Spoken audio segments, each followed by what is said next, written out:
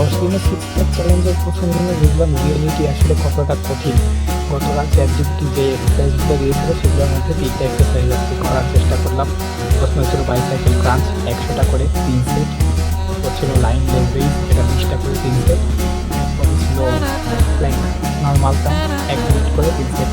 প্রত্যেকটা এক্সারসাইজ করতে গিয়ে আমার পেট মনে হচ্ছে জ্বলে যাচ্ছিলো, বিশেষ করে প্ল্যাঙ্ক তো মনে হচ্ছিল 30 সেকেন্ডের পর আর 1 সেকেন্ডের ধরে রাখা যাবে না, যদিও শেষ পর্যন্ত অনেক নিয়ে গিয়েছি। প্রত্যেকটা এক্সারসাইজ এক্সিট করে করার পর মাঝখানে রেস্ট নিয়ে আরও এক্সারসাইজ এক্সিট করেছি যাতে টাইমটা ইউটিলাইজ হয়।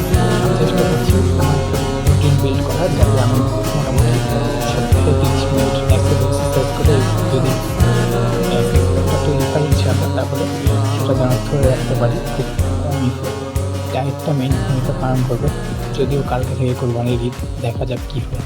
আর প্রতিদিনের আপডেট পেতে সাবস্ক্রাইব করে পাশে থাকতে পারেন। ধন্যবাদ।